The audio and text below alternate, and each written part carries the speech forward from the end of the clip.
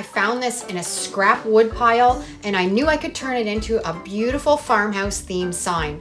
I've sanded it right down to get that top finish off because it was really glossy, filled up the holes and painted it with some of my black homemade chalk paint. I made these DIY silicone molds and I'm going to add one to my sign, taking my air dry clay, filling it up with that mold, and we're going to add an embellishment to the top of the sign. If you've never made silicone molds, head to my channel and check out that video because it is so fantastic. I'm going to set this aside, let it dry. We'll put our sign together tomorrow.